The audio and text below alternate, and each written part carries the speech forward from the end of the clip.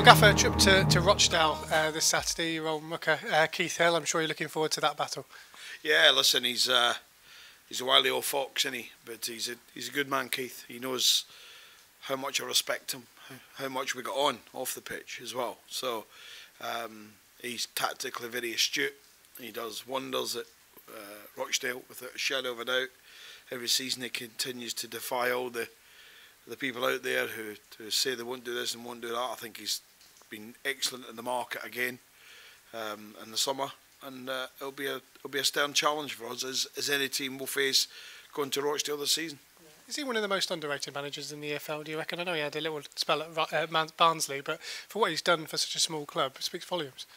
Well, I think he's a good manager. I think whether you're underrated, I certainly don't underrate him. I only respect him, especially when he was at Barnsley as well. I think he was one of the most unluckiest people to go from that club. And but Rochdale quickly snapped him up. I think it was within days, hours maybe, because they seen someone who was an outstanding person went there to take the job, and he makes your task more difficult. But he's got good players. You know, players make managers and make systems. You have to identify them, but you have to get the best out of them. And Hilly gets the best out of that group. Yeah, they had a good opening day. Brad Inman obviously scored twice on the opening day, so they'll be confident just like we will. Listen, Brad's a good player. We were unfortunate in the sense we didn't get enough time to assess him properly, but he's a good player. But you know, I can name them all. I can name Henderson. I can name his possible starting 11 for Saturday. I'll certainly get near it.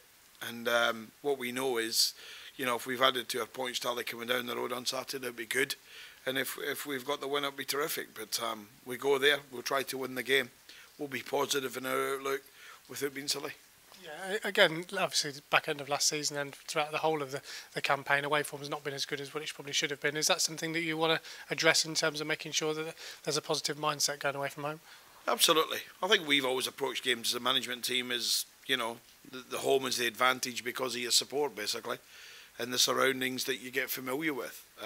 But on the road, you have to deliver a high percentage of points if you want to be involved at the back end of the season in fighting for honours or avoiding down below. It's a tough league this year, but we go there. It's something we're looking forward to. I know the group have been buoyant all week, as Hilly's group would have been, and we look forward to a good afternoon.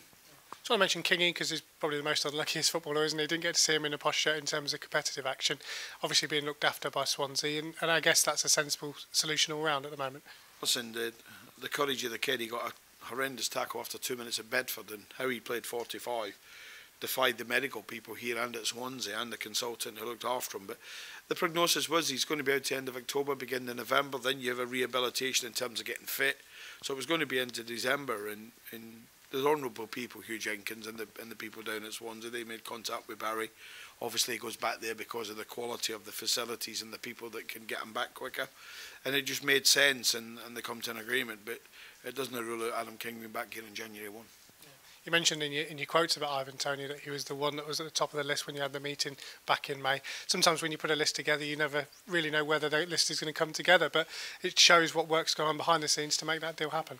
Yeah, he was up there with Matty Godden. We made that clear to a board when we went to America, and we managed to get Matty in, and it seems to have taken forever to get Ivan in and join the group. But the good thing is he's worked incredibly hard up in Newcastle. He's been involved in some of the games there, both on the training ground and externally.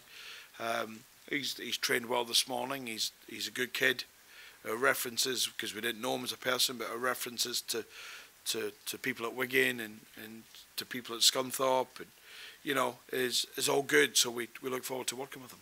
He said that he's never seen rain like it in his first training session. It's not been like this all the time, but it must have been nice for the players to train today in a little bit more acceptable conditions. Well, it was nice today. I mean, as much as we'd all have our car wipers working at maximum, I think it was nice to get there and have a soaked and a drenched training ground. To the fact that much water fell, with the pitches were flooded. We had to stop at one point. But it's great. You know, I think the country needed a blast, isn't it? Now we've got it. I won't be adverse to seeing the sunshine pop up next week. I think when we get 3 or 4 days rain and let everything nature get back to normal, it'll be good. And just finally a word on your old mucker Barry Fry. He's been a busy man this summer. He's done quite a lot of deals in and out, and still working hard on the phone. Obviously loan window don't close till the 31st, so still potentially more work for him. Not busy enough, as I tell him. Chairman's telling him he's too busy. Listen, he's incredible. He's 24/7. He works so hard to please the board and to please the manager. It's not always an easy task, that, because sometimes we should be as one, but sometimes you can get a little bit fraught in different directions. But thankfully, we all the way through the window we've been as one, and we've been collective in our thoughts.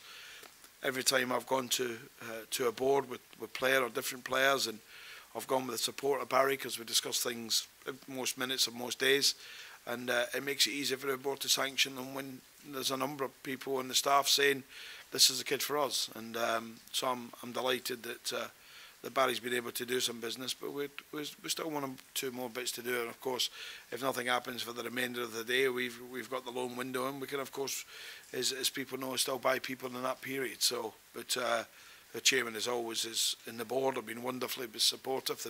They've been here since early this morning, the chairman, and we're still speaking on the phone now. It looks very unlikely with just over an hour to go. But in this business, a phone call and things can happen in 10 minutes.